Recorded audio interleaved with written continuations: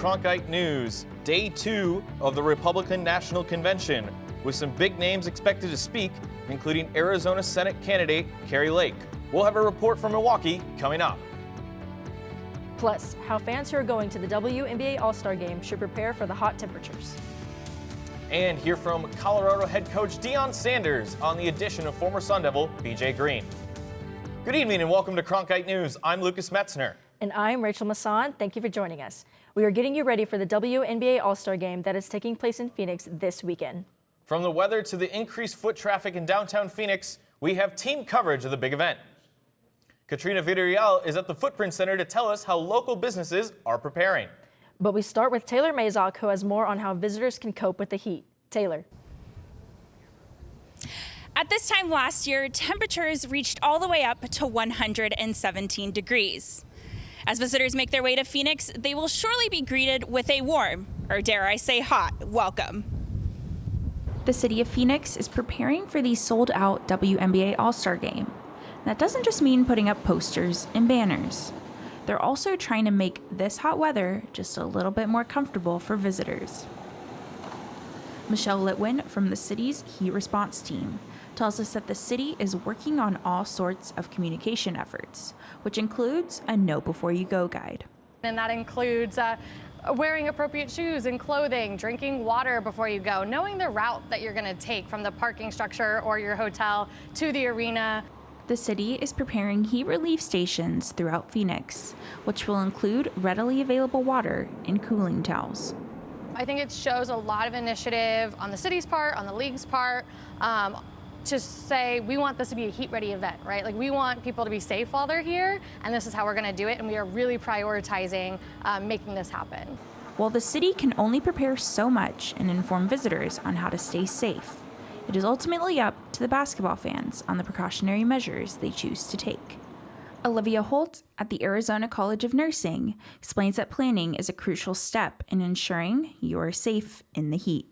You know, if you're profusely sweating, you know, you've got a headache, you're very thirsty, you're dizzy, you know, those are signs that you need to get out of the heat. You need to get into the shade. You need to start cooling down, you know, take small sips of water. Of course, we all know the game is located inside. However, things like waiting in line, walking to and from the arena, or even grabbing a bite to eat, you will be exposed to those high temperatures. I mean, I've only been out here for like 5 minutes, and I already need to listen to these tips. In Phoenix, Taylor Mazok, Cronkite News. The game is a sellout with over 17,000 fans heading to the Footprint Center. But even more are sure to head out to local hotspots, as Katrina Villarreal reports from downtown. I'm here at the Footprint Center, which is going to be home to the WNBA All-Star game this weekend. Many local businesses here in downtown Phoenix are preparing for the big day. Phoenix is about to welcome sports fans for the sold-out All-Star game, and Local First Arizona wants to make sure local businesses are ready for the upcoming event. Vice President of Business Development Thomas Barr says that tourists are always looking for local experiences, and by people supporting local businesses, it helps the local economy. We know that for every $100 spent at a local business keeps about $43 in the local economy versus $100 spent at a chain, a national chain would only keep $13 here. With the All-Star game nearing, Barr says that many local businesses are starting to prepare in various ways. Whether that's getting connected to the organizers for the events or preparing to market themselves as a business to visit or something to do. Barr says that local businesses here in downtown Phoenix could really capitalize on the tourism and all the economic impacts that the WNBA All-Star game could bring to downtown Phoenix. In Phoenix, Katrina Villarreal, Cronkite News. Back to you guys in the studio. The two-day event will start with the three-point contest and skills challenge on Friday, followed by the All-Star game on Saturday at 5:30 p.m. Meanwhile, the Mercury are wrapping up the first half of the season in Washington, putting a cap on their 3-game road trip with a matinee against the Mystics. Aoife Kane was at the game and has more on the Mercury's last game before the All-Star break. The Mercury took on the Washington Mystics here in DC on Tuesday, picking up a 96-87 win. The team went 1-2 on this East Coast road trip as they've struggled with injuries and a tough travel schedule. As the Mercury hover around the 500 mark, the All-Star break may be coming at the right time. Led by strong performances from their 3 Olympians, Griner, Copper and Taurasi, Phoenix is sitting on a 13-12 record before the break. The trio combined for 63 points in the victory, with Griner scoring a game-high 23. Taurasi notched 18 points. You know, every game is tough. Every team battles ups and downs, injuries, people in and out of the lineup, especially in an Olympic year where, you know, the games are consolidated in a short period. So I feel like we're in a good place. It's the last game for Copper, Taurasi and Griner before they play in this weekend's All-Star game.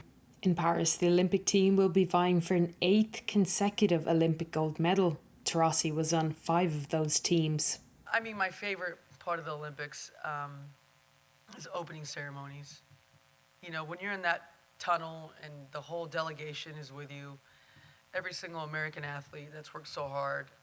Team USA will take on Japan in their first game of the Olympics on July 29th. In Washington, Aoife Kane, Cronkite News. The USA women's national team will also take on Belgium and Germany in the Olympic group phase. The Big 12 football media days were held in Las Vegas last weekend, and Colorado head coach Deion Sanders spoke to the media about transfer and former Sun Devil BJ Green. He played 3 years at Arizona State, garnering a second-team All-Pac-12 honor last season. Sanders shared that he and Green made a special connection through Sanders' Truth program.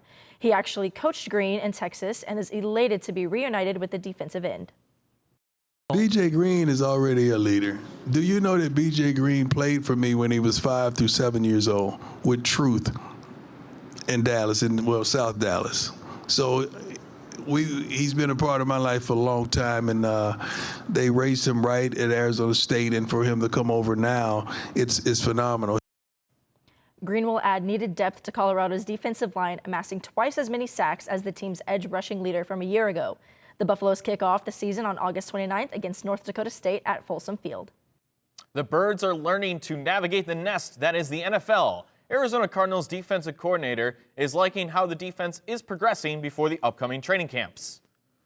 The Cardinals defense has improved quite a bit since last season, according to defensive coordinator Nick Rawlis. Rawlis says he has seen a lot of improvement in the depth and the competitiveness from each player since last season. With the addition of rookie wide receiver Marvin Harrison Jr., Rawlis says he's keeping the defense on their toes. He's a tough cover in practice, I know that, but he's going to make us better, which I'm excited about. So he definitely made some plays this spring. I definitely talk a lot of smack to him. And then I go tell the DBs, I said, hey guys, I just talked a lot of smack, so you better go back me up out there in practice. The Cardinals wrapped up the official offseason program and will report to training camp on July 25th, which will be open to the public. Coming up next, business is booming between Arizona and our neighbors to the north. That's right, Lucas. Billions of dollars in trade is happening between Arizona and Canada. After the break, the history of trade between both places and the plan to support trade well into the future. That's next. Plus, a warm week ahead of us, even a chance at some rain. We'll have your full forecast coming up after the break.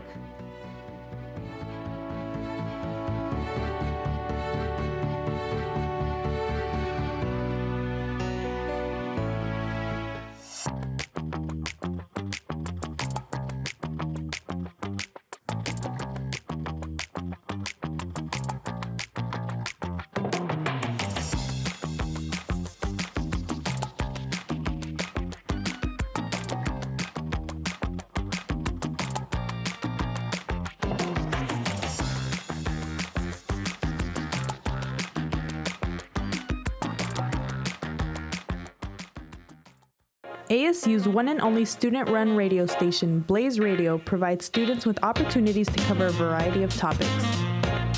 From music, this is Sun City Garage, to sports coverage.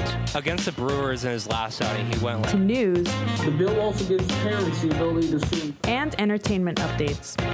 Blaze Radio offers a fun environment to gain valuable broadcast experience. To find out more, visit blazeradioonline.com. Innovation at the Walter Cronkite School is pushing the boundaries of traditional journalism.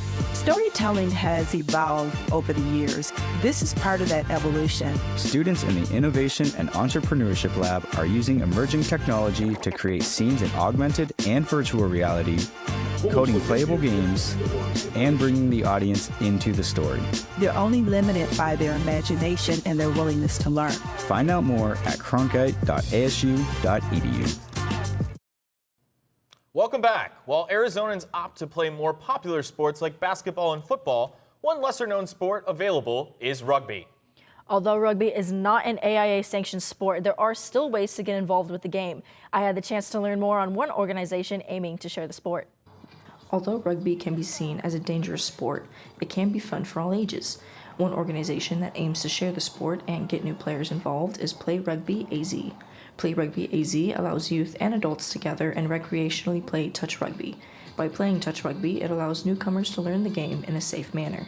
Tate Vance is a high school player new to the organization and is thankful that he gets to play with former players and collegiate players like Jacob Hurl of ASU, who are welcoming and share their knowledge of the game. Very welcoming, super positive, and then also they have constructive criticism, helps me get better and improve, so I appreciate that. Whether you're an experienced player or a new player like her, Play Rugby Arizona not only teaches you how to play rugby, but it's also a safe haven for players. No matter who you are, what background you come from, I would say rugby is one of the most accepting sports, if not the most accepting sport. I mean, there's people from all different backgrounds, all different walks of life out here that just show up, have a great time all over. It doesn't matter if you're young, old, experienced, or not. The organization is not only ready to teach you the sport, but also welcome you with open arms.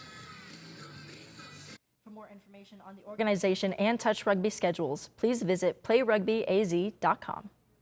Well, it's been awfully hot for those rugby players with temperatures.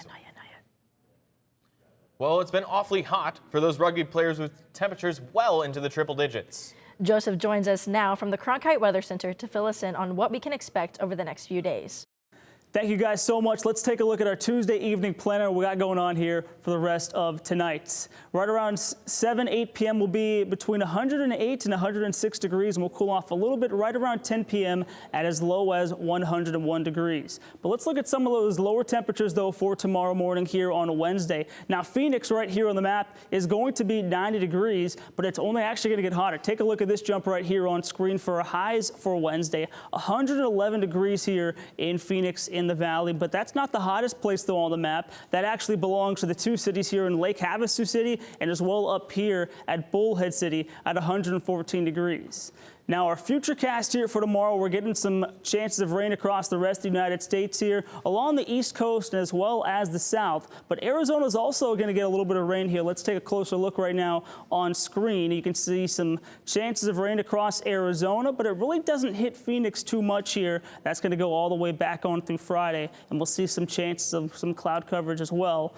But let's take a look at the 8-day forecast here for tomorrow, and you can see we have a Friday a 10% chance of rain, and we're also going to see some other chances of rain as we continue to progress on into the weekend. Let's take a look right now here on screen for you guys. Saturday's going to see some 10% chance. Sunday's going to get some cloud coverage and also a 20% chance of rain, and as well as Monday too. But the hottest day though throughout the week is going to be on Saturday, so make sure you're staying cool and drinking a lot of water. But that's going to do it here for our Cronkite Weather Report. I'm Joseph Furtado. Back to you guys at the desk.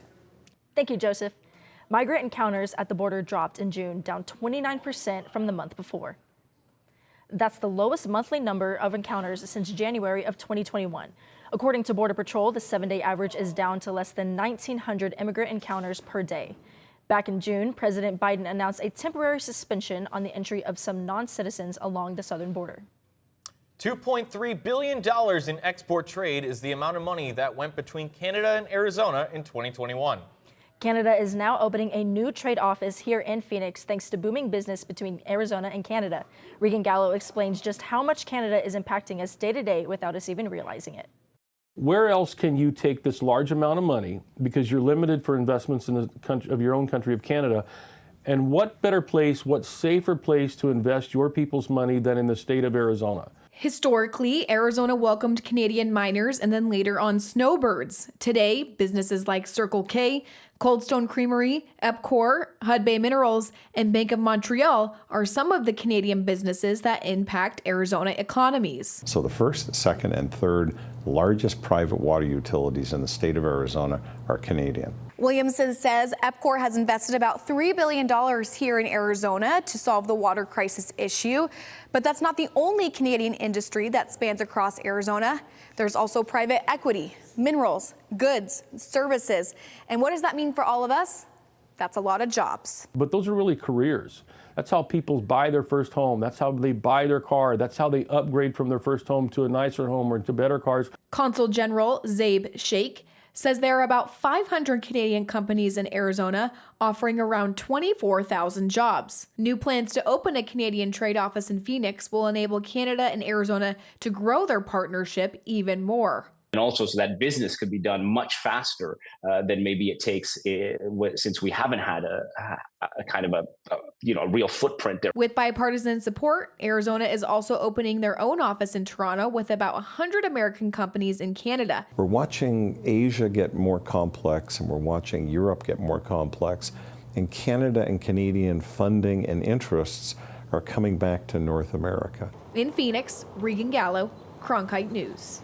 Because of the growth in Arizona, Canada is closing their San Diego office and moving efforts to Arizona. Their Los Angeles trade office is still open. Arizona plans to have their Toronto office established by the end of the year.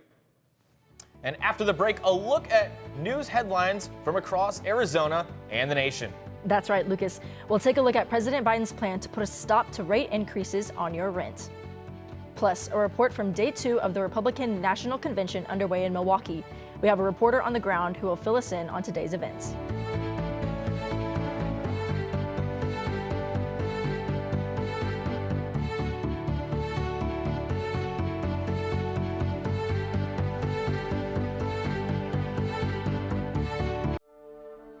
Find out what's on Arizona PBS at azpbs.org/schedule. 3, 2, 1. Coming up on the cut. Coming up on the cut. Coming up on the cut.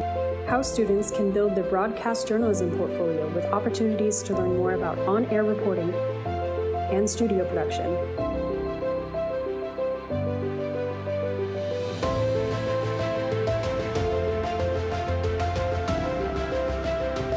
Be sure to follow us on Instagram at @thecut_network and on X @CutASU. Here at the Walter Cronkite School, students produce award-winning content that focuses on health disparities in underserved communities and how to turn things around. In Cronkite News and Cronkite Noticias, students cover stories that affect people of color, the LGBTQ+ community, people with disabilities, and others across the Southwest. We highlight big problems that are often overlooked in communities that are underserved. Those stories not only inform and educate people about the challenges, but we work hard to highlight potential solutions. In the Cronkite Agency, students work to connect with community members through social media campaigns in English and Spanish. Being a Hispanic myself, it's nice to be able to give back to my own community.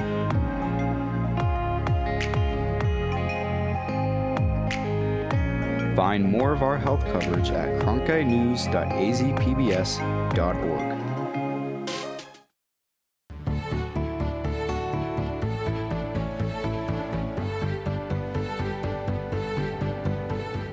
I'm Regan Gallo reporting from Milwaukee at the Republican National Convention. It is day 2, and we are very excited because it's less humid out today. It's still sunny, and everyone has been busy as today is what we call Convention Fest. Now, another group that is showing full force is actually the Hispanic community. And most recently, Hispanic and Arizona delegate Lori Martinez, who was here, told me, I believe Hispanics need to understand the importance of putting themselves out there politically for their family and future generations. Now, the Hispanic politicians that are here this week are doing just that.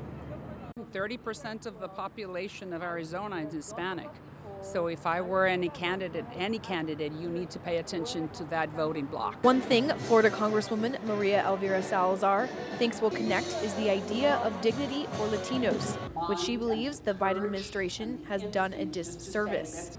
because by opening the border and allowing 9 million people to come in the last 4 years, they have taken off the table every possibility of those who have been here illegally for 25, contributing with American kids, with no criminal record, taken off the table the DACA, the Dreamers, the TAPA, all those people who have been waiting for some type of dignity off the table.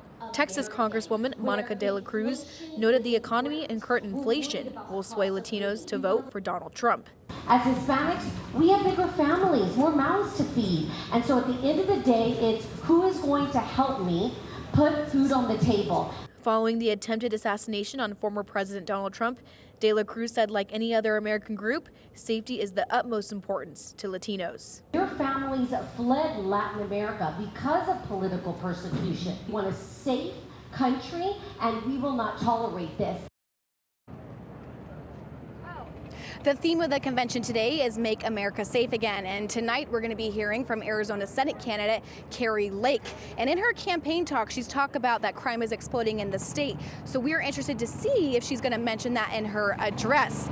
Meanwhile, last night we had heard from an everyday American, as the RNC calls it, who got center stage. Sarah Workman, a single mother from Arizona, spoke for about 5 minutes about her move from California to Arizona in search of a better life for her son. She also talked about the impact of inflation, open borders, woke indoctrination in schools, violence, and unjust court rulings. Workman's faith in God was evident in her address last night. At one point, she paused with tears in her eyes, and the audience cheered in support to help her finish. She encouraged Americans to bring back optimism and have faith in Donald Trump. That is what this election represents for all of us who have been forgotten over the last 4 years. Hope. If you're watching tonight and you hear your own story and mine, Donald Trump put me on this stage to show that he hears us, he sees us, and we are forgotten no more. Other everyday Americans we expect to hear from Arizona include an Arizona businessman and rancher. Meanwhile, the Democratic National Convention kicks off in just 1 month just south of here in Chicago. But the Democratic National Committee is hoping to confirm President Biden as the party's official nominee this month. That's according to a report from the New York Times citing a high-ranking source. That means the delegate votes would need to be cast virtually ahead of the convention. And President Biden today unveiled a plan to cap rent hikes. It would eliminate a tax benefit for landlords who increase the rent more than 5% a year, and it would only impact landlords with more than 50 units, which is about half of all rental properties in the U.S. The president does need to be approved by Congress before being implemented. Also on Tuesday, a jury in New York has found New Jersey Senator Bob Menendez guilty on all accounts. The Democrat was convicted on 16 counts, including bribery and extortion in the federal corruption trial. Menendez is accused of taking hundreds of thousands of dollars in bribes. He now faces more than 200 years in prison. Menendez will be sentenced in October. Also, Governor Katie Hobbs announced a partnership with Intel. This will be a training program to create semiconductors. The program creates an apprenticeship and hopes to train dozens of facility technicians over the next 5 years. The apprentices will actually be full-time Intel employees and will earn a certificate at the end of the one-year program. Well, that's it for tonight here for Cronkite News across the headlines. I'm right here at downtown Milwaukee at the Republican National Convention. I'll toss it back to Rachel and Lucas. Thanks, everyone. This is Regan Gallo with Cronkite News. Thank you, Regan. Coming up after a quick break, Real Madrid has a brand new star. That's right, Lucas. We'll introduce you to the newest member of the team. Find out what Kylian Mbappe has in common with another famous footballer, Cristiano Ronaldo, when we return.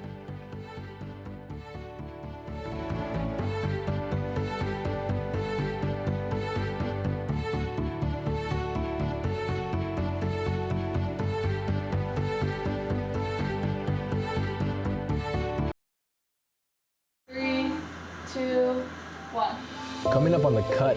Coming up on the cut. Coming up on the cut. How students can build their broadcast journalism portfolio with opportunities to learn more about on-air reporting and studio production.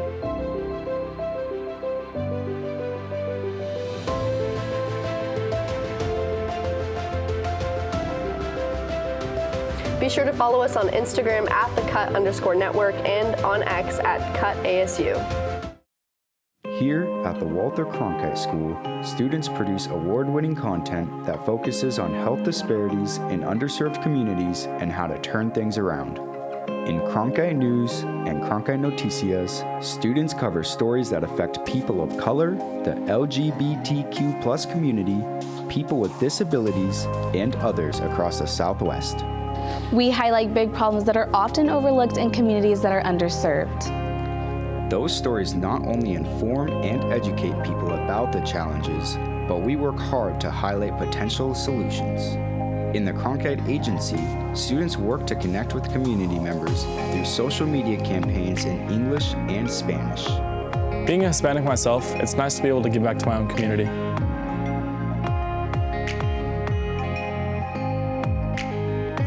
Find more of our health coverage at cronkitenews.azpbs.org. Soccer or football fans, listen up. Real Madrid has a brand new player. That's right. The newest member of the team was announced Tuesday in Spain in front of a packed stadium full of fans.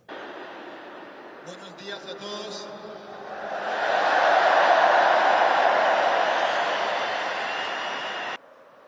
Kylian Mbappe from France is now a part of Real Madrid, and some 80,000 fans were there to see the announcement. He wore the iconic 9 jersey, previously worn by legends like Cristiano Ronaldo. His deal was worth a reported $16 million a year. And that's it for tonight's edition of Cronkite News. I'm Lucas Metzner. And I'm Rachel Masson. Thank you for joining us. And to see top Arizona stories anytime, log on to cronkitenews.azpbs.org.